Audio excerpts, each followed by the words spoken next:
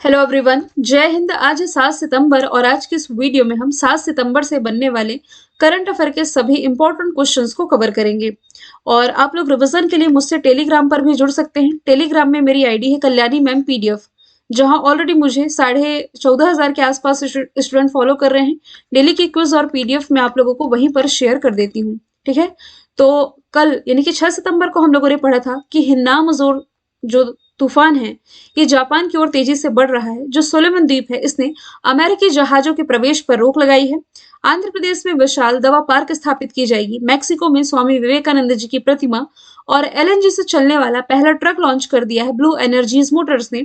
भारत में राष्ट्रीय शिक्षक दिवस सर्वपल्ली राधाकृष्णन की स्मृति में 5 सितंबर को मनाया जाता है, जबकि अंतर्राष्ट्रीय शिक्षक दिवस ये 5 अक्टूबर को मनाया जाता है। राजस्थान ने अभी हाल ही में महिला निधि योजना की शुरुआत की है। मूडीज ने भारत का अनुमानित वृद्धि दर इस साल के लिए 7.7 फोरकास्ट किया है। और नेहरू बोट रेस का आयोजन केरल में। कैपिटल फाउंडेशन के द्वारा लाइफ टाइम अचीवमेंट अवार्ड से ओडिशा के मुख्यमंत्री नवीन पटनायक को सम्मानित किया गया है। ये सभी क्वेश्चन हम लोगों ने कल पढ़ लिए थे। कल का 11वां क्वेश्चन मैंने आज फर्स्ट में रखा है, क्योंकि कल मैं डिटेल में नहीं बता पाई थी। लिज ट्रस जो है, ये प्रधानमंत्री बन गई है किस देश की? तो ये यूनाइटेड किंगडम यानी कि ब्रिटेन की प्राइम मिनिस्टर बन गई है। तो कल मैंने आपको बताया था कैसे क्या चुनाव हुए, प्रोसेस हुए, ये कल मैं आप लोगों को डिटेल में बताऊंगी। तो आज ही मैं आप लोगों को समझा देती हूँ। सबसे पहले आप यूके की लोकेशन देखिए। ये जो आप पूरा यूरोप का मैप देख रहे हैं ना, ग्रीन वाला हिस्सा जो आपको दिखाई दे रहा है, डार्क ग्रीन, तो ये पूरा यूरोप का हिस्सा है ना। इसी यूरोप के हिस्से में ये वाला जो हिस्सा आप देख रहे हैं, यही है यूनाइटेड किंगडम। और ये जो यूनाइटेड किंगडम है यानी कि यूके है, ये 4 स्टेट से मिलकर के बना हुआ है। ये 4 स्टेट कौन कौन से हैं? एक तो इंग्लैंड है, दूसरा हो जाएगा वेल्स, तीसरा इसमें हो जाएगा स्कॉटलैंड, और चौथा चौथा हिस्सा ना, ये जो आप देख रहे हैं ना, ये ऊपरी हिस्सा इसका उत्तरी आयरलैंड है और निचला हिस्सा दक्षिणी आयरलैंड यानी कि नदर्न आयरलैंड और साउथर्न आयरलैंड। तो इसमें से जो नदर्न आयरलैंड है, ये चौथा हिस्सा आप कह सकते हैं किसका है? चौथा मतलब 4 हिस्सों में से एक है यूके के। तो यूनाइटेड किंगडम 4 स्टेट का एक तरह से समूह है। और यहाँ चुनाव की बात की जा रही है, तो देखिए यहाँ ना मुख्य रूप से ब्रिटेन में 2 प्रमुख राजनीतिक पार्टी है। एक तो लिबर पार्टी है, दूसरा कंजर्वेटिव पार्टी है। और इसी कंजर्वेटिव पार्टी से 2019 में चुनाव जीता था किसने? बोरिस जॉनसन ने, जो कि अभी तक यहाँ के प्रधानमंत्री थे। देखिए मैं आपको एक चीज क्लियर कर दूं, जैसे कि भारत में पार्लियामेंट्री सिस्टम है ना, सेम उसी तरह से पार्लियामेंट्री सिस्टम यूनाइटेड किंगडम में है। मतलब कि इसमें जो भी दल होता है जिसके पास सबसे ज्यादा मेजोरिटी यानी कि सबसे ज्यादा बहुमत होती है, उसी दल का नेता प्रधानमंत्री चुना जाता है। जैसे कि भारत में क्या है, लोकसभा सबसे ज्यादा बहुमत लोकसभा के पास ही है यानी कि मेजोरिटी है। तो लोकसभा का ही जो लीडर होगा, मतलब कि मेजोरिटी वाले दल का जो नेता होगा, वही प्रधानमंत्री चुना जाता है। सेम प्रोसेस कहाँ है?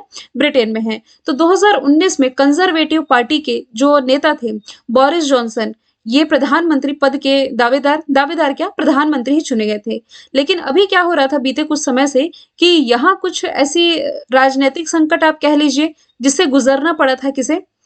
बोरिस जॉनसन को। और काफी सारे इन पर एलिगेशन भी लगे, जिसमें कि एक प्रमुख एलिगेशन था क्रिस पिंचर स्कैंडल। मैं यहाँ लिख भी देती हूँ, हालांकि ये आप लोगों को डिटेल में जानने की जरूरत नहीं है, लेकिन क्रिस पिंचर स्कैंडल चर्चे में था, इसलिए मैं आप लोगों को बता दे रही हूँ। देखिए जो क्रिस पिंचर थे ना, इन पर कुछ सेक्सुअल हैरेसमेंट के एलिगेशन लगे थे। और ये बात कौन जानते थे? बोरिस जॉनसन जानते थे। ये जानते हुए भी इन्होंने क्रिस पिंचर को बचाने का काम किया और उन्हें प्रमोट या लाभ के पद पर पहुंचाने का कार्य किया। तो काफी ज्यादा इन्हें भी मतलब एलिगेशन इन पर भी लगाए गए कि ये इनका साथ दे रहे हैं। तो क्रिस पिंचर वाला मुद्दा था, बहुत ज्यादा इसमें आप लोग नहीं भी पढ़ेंगे तो चलेगा, वो मैं आपको सिर्फ नाम बता रही हूँ उनका।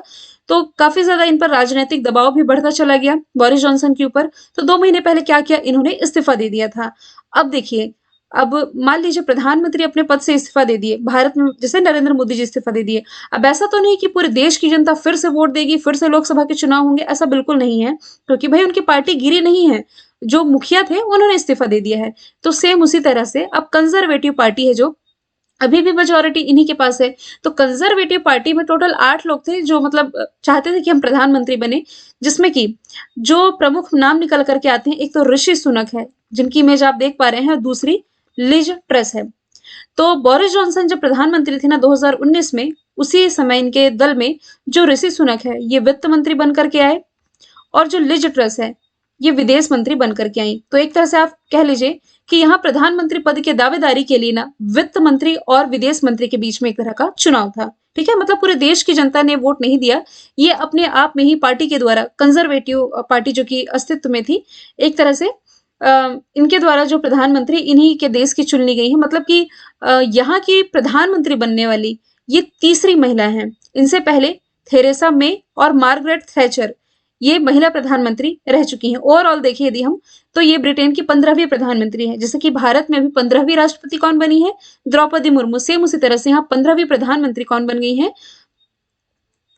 Liz Truss. और इन्होंने 57% वोटों से हराया है। ये कम नहीं होते, 50% से भी अधिक। मैंने कल इंस्टाग्राम पर पोस्ट भी किया था। 21,000 वोट से हरा करके इन्होंने जीत हासिल की है। और हर व्यक्ति ने भाग नहीं लिया था भाई, मैं ये भी स्पष्ट कर दूं आप लोगों की क्या प्रोसेस है, ये मैंने आप लोगों को बता दिया। तो लिज ट्रस अब जब यहाँ की प्रधानमंत्री बनने जा रही है, तो अभी जो ब्रिटेन है काफी सारी आर्थिक चुनौतियों से गुजर रहा है, महंगाई बढ़ रही है, तो इस पर कैसे कंट्रोल किया जा सकता है। यहाँ जो एनर्जी क्राइसिस है, यानी कि ऊर्जा संकट से निपटने के लिए इसके सामने कौन कौन सी चुनौतियां होंगी, जिससे कि न सिर्फ यूके बल्कि पूरा यूरोप महाद्वीप से गुजर रहा है, तो अपना किस तरह से हैंडल कर सकती हैं, ये देखने लायक होगा। क्योंकि एक तरह से भारी बहुमत से इन्होंने जीत हासिल की है। तो बस इतना ही यहाँ से डिस्कशन काफी था कि लिज ट्रस ये बन गई है नई प्राइम मिनिस्टर। कहाँ की? ब्रिटेन की। ब्रिटेन की capital London, currency pound sterling.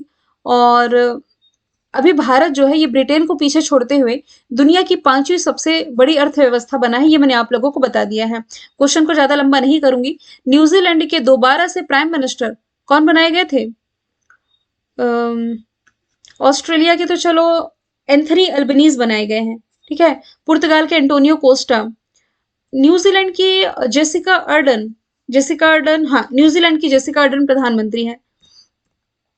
अगला प्रश्न है, किस देश ने पहली बार US Pacific island country summit की मेजबानी करने की घोषणा की है? तो ये घोषणा अभी हाल ही में अमेरिका के द्वारा की गई है। यदि आप लोगों ने 6 सितंबर का करंट अफेयर का वीडियो देखा होगा तो आप लोगों को समझाने की जरूरत नहीं पड़ेगी। देखिए, पैसिफिक कंट्रीज, यहाँ पैसिफिक ओशन के आसपास कल मैंने आप लोगों को पापुआ गिनी के पास ही सोलोमन द्वीप की लोकेशन दिखाई थी, क्योंकि उस सोलोमन द्वीप पर अभी क्या कर दिया है, सोलोमन ने कह दिया है कि हम अमेरिकी जहाजों को प्रवेश नहीं देंगे, क्योंकि इस सोलोमन द्वीप पर अब कौन अधिकार जमाने जा रहा है, मतलब कि इसकी रक्षा का चार्ज चाइना ने ले लिया है।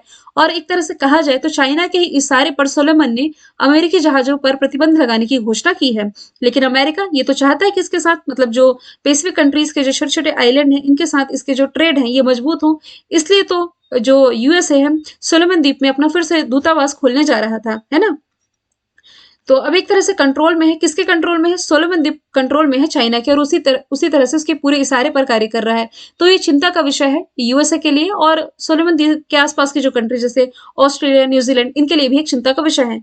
तो इन सभी चुनौतियों का कैसे सामना किया जा सकता है, इन मुद्दों से निपटने के लिए जो राष्ट्रपति है जो बाइडेन एक तरह की समिट की मेजबानी करने जा रहे हैं, यूएस पैसिफिक आइलैंड कंट्री। तो बस यहाँ से इतना डिस्कशन काफी था। क्यों ये महत्वपूर्ण है और क्यों ये जरूरी भी है, ये आप लोगों ने अब जान लिया। अब देखिए, ऑप्शन में मैंने रखा है कनाडा, अमेरिका, मैक्सिको। सीक्वेंस देखें, कनाडा, अमेरिका, मैक्सिको।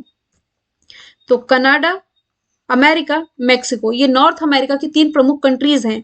तो जो फीफा होगा ना, federation international the football association, इस साल का तो कतर होस्ट कर रहा है, जैसे कि 4-4 साल में होता है।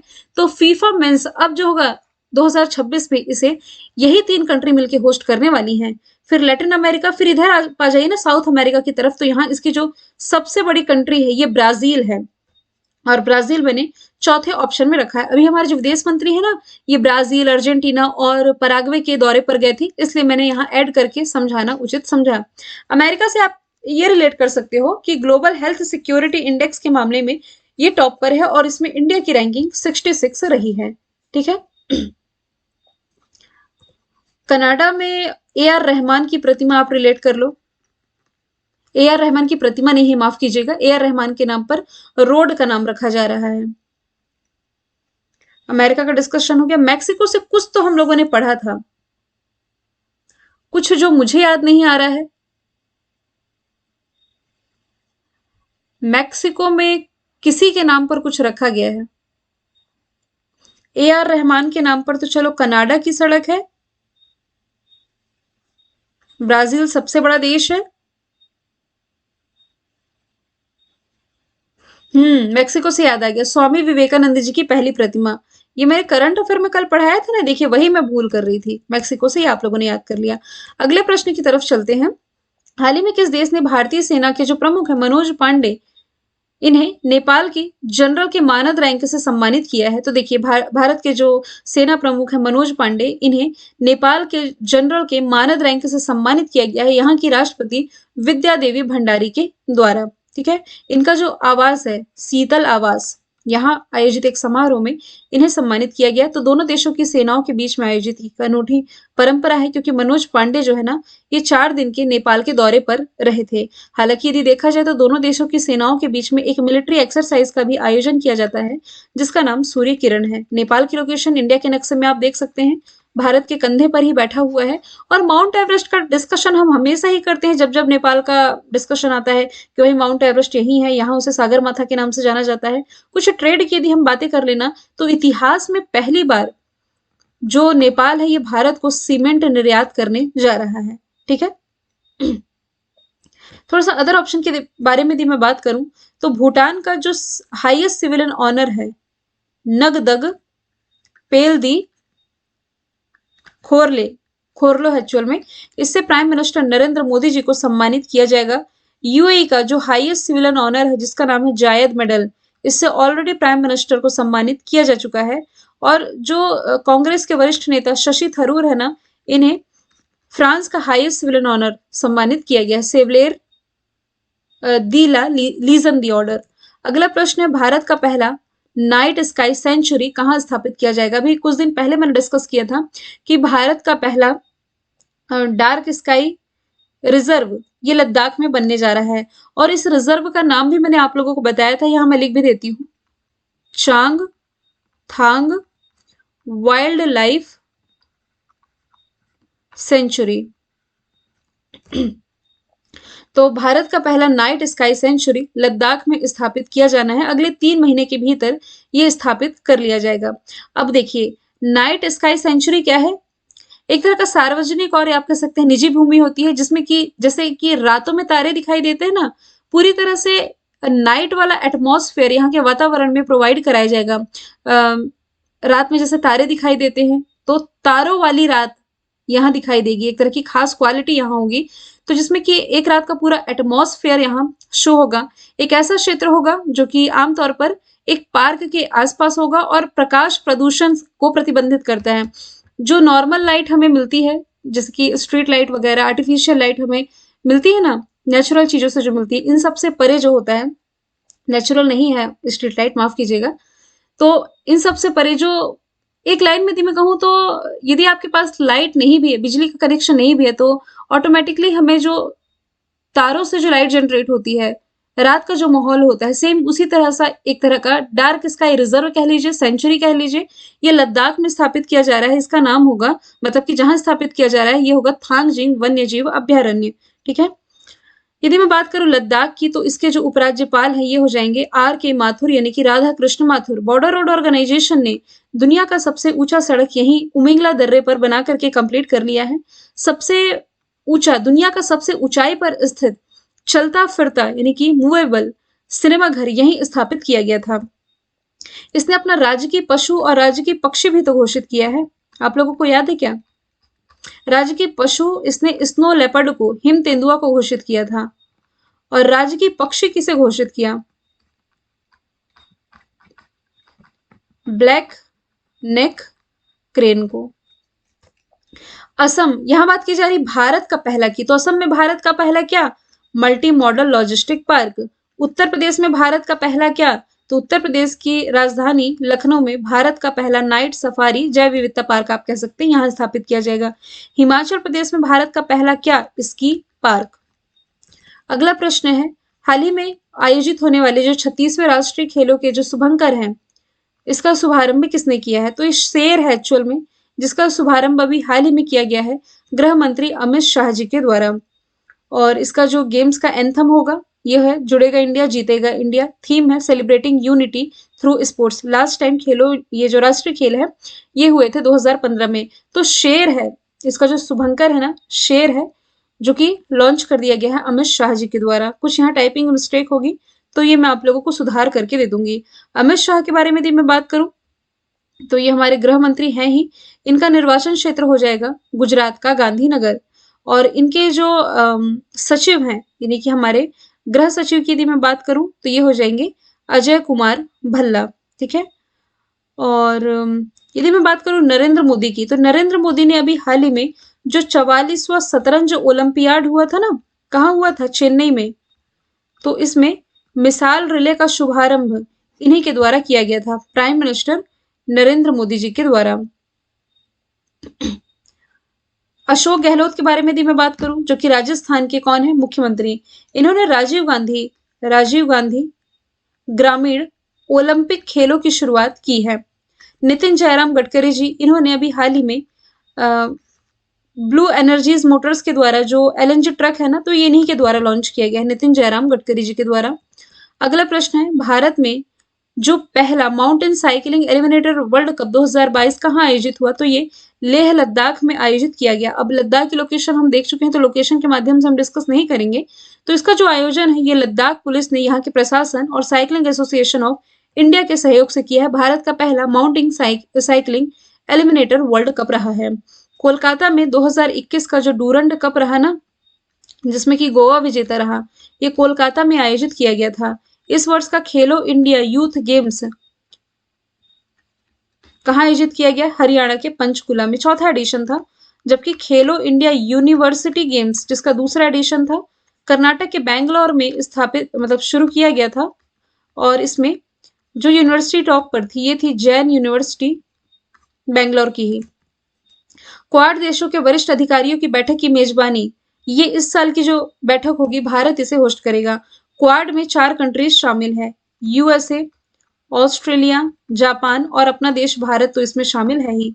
तो वर्तमान जो भी परिस्थितियां चल रही हैं या जो भी मुद्दे हैं इन चारों देशों के, चारों ही पावरफुल देश है अपने आप में, तो अपने देश के जो मुद्दे हैं या करंट के मुद्दे ये तो चर्चा का विषय रहेंगे ही। साथ ही जो इंडो पैसिफिक क्षेत्र है, देखिए फर्स्ट क्वेश्चन, सेकंड क्वेश्चन में मैंने बताया था ना आप लोगों को, देखिए सेकंड क्वेश्चन में क्या बताया मैंने आप लोगों को कि अमेरिका पहली बार यूएस पैसिफिक आइसलैंड कंट्री की मेजबानी करने जा रहा है। तो भाई ये जो प्रशांत महासागरीय क्षेत्र है ना, एक सेंसिटिव मुद्दा है ही, क्योंकि जो चाइना है ना ये अपनी साख यहाँ फैलाते जा रहा है, जो कि सभी कंट्रीज के लिए एक चिंता का विषय है।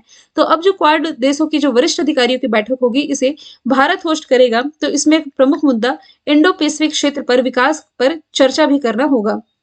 हालांकि इंडिया जो है अगले साल G20 यानी कि ग्रुप ऑफ 20 2023 की मेजबानी करेगा, जबकि G20 2022 की मेजबानी कर रहा है इंडोनेशिया का Bali. BRICS summit Britain, Russia, India, China, South Africa, BRICS देशों का जो समिट है ये चाइना के बीजिंग में होगा। भारत G7 का हिस्सा नहीं है, जरूर याद रखेंगे। और G7 कंट्रीज की मेजबानी जो है इस साल की जर्मनी करने जा रहा है।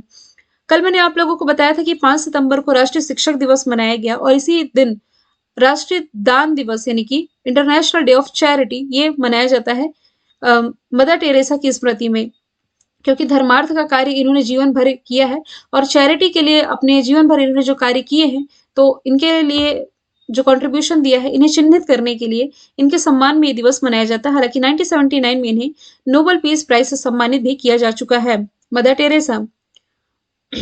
बाद में इन्हें भारतीय नागरिकता मिली थी ना, फिर आप लोग कहेंगे भारतीय नहीं थी, लेकिन नागरिकता तो ले ली थी भाई। जिन 5 तरीकों से भारत में नागरिकता मिलती है तो इन्होंने ले ली थी नागरिकता। 2 सितंबर को विश्व नारियल दिवस मनाया जाता है। 5 सितंबर को राष्ट्रीय शिक्षक दिवस, चैरिटी डे।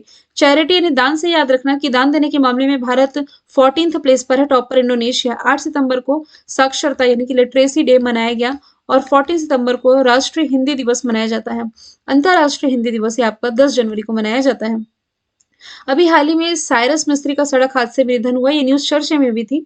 ये ना टाटा सन्स के पूर्व अध्यक्ष रहे थे। अभी 2 दिन पहले ये संडे की न्यूज़ है, शाम को मैंने ये न्यूज़ रीड की थी। तो साइरस मिस्त्री का ना यहाँ मतलब महाराष्ट्र में ही निधन हो गया। ये टाटा सन्स के पूर्व अध्यक्ष थे। अभी हाल ही में सोवियत संघ के अंतिम राष्ट्रपति का भी निधन हुआ है। ये भी क्वेश्चन मैंने आप लोगों को पढ़ा रखा है। Mikhail Gorbachev. शेयर बाजार के जो बिग बुल कहे जाते, राकेश झुनझुनवाला, इनका निधन हुआ। प्रमुख अर्थशास्त्री कभी हाल ही में अभिजीत सेन, इनका भी हाल ही में निधन हुआ है। अंतिम प्रश्न है, उत्तर प्रदेश का पहला गांव कौन बन गया है जहां हर घर में आरओ है?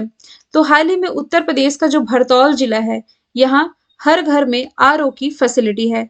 आरओ मतलब कि रिवर्स ऑस्मोसिस, मतलब कि आरओ पानी को साफ करने की एक तरह से टेक्नोलॉजी, जिसमें कि प्रेशर डाल करके पानी को साफ किया जाता है। और आरओ का पानी, ये भरतौल उत्तर प्रदेश का ऐसा पहला गांव बन गया है। ठीक है, बरेली जिले का भरतौल गांव। बरेली से कुछ तो याद आ रहा है, अरे वो तो मूवी है ना, बरेली की बर्फी। और क्या, झुमका गिरा बरेली के बाजार में, कुछ मुझे ऐसा गाना नहीं याद आ रहा था, कुछ ऐसा करंट से याद आ रहा था कि कुछ बरेली से हम लोगों ने पढ़ा है। अच्छा, बलिया था वो, ठीक ठीक, बलिया याद करना चाह रही थी मैं, बरेली बलिया। बलिया में ना 2016 में उज्ज्वला योजना की शुरुआत की गई थी। और अब उज्ज्वला 2.0 लॉन्च हो चुका है। 2.0 भी आप कह लो, कमेंट बॉक्स में पूछते हो 2.0 कहें 2.0 कहें, मैं कुछ भी कह लेती हूँ। तो ये पिछले साल लॉन्च किया गया 2021 में। तो ये उत्तर प्रदेश के महोबा से किया गया। ठीक है, मैं गाना नहीं याद कर रही थी, ये बलिया याद करना चाह रही थी। तो ये उज्ज्वला योजना कनेक्ट कर सकते हैं आप। बाचा गांव ना, ये मध्य प्रदेश का गांव है। मध्य प्रदेश के बैतूल जिले का एक गांव है। 100% सोलर एनर्जी से संचालित भारत का पहला गांव बाचा गांव है। वेयान ये जम्मू कश्मीर का गांव है। मतलब कि जिस समय वैक्सीनेशन प्रोग्राम चल रहा था, तो अपने गांव की 100% आबादी को वैक्सीनेट करने वाला पहला गांव वेयान बना था। कन्नौज, हालांकि ये भी उत्तर प्रदेश में, जहां इत्र पार्क विकसित करने की योजना बना रही है उत्तर प्रदेश गवर्नमेंट। मैंने कल आप लोगों से पूछा था, भारतीय ओलंपिक संघ के अध्यक्ष कौन बने हैं? अदल सुमरीवाला। आज का सवाल है, ऐसा कौन सा राज्य है जिसने वेनाइल के बैनरों पर प्रतिबंध लगा दिया? आंसर कमेंट बॉक्स में बताएंगे आप लोग। और फिर आपके जो भी फीडबैक हैं, ये आप मुझसे शेयर करना बिल्कुल ना भूलें कमेंट बॉक्स पर। मिलेंगे नेक्स्ट वीडियो के साथ। Thank you so much.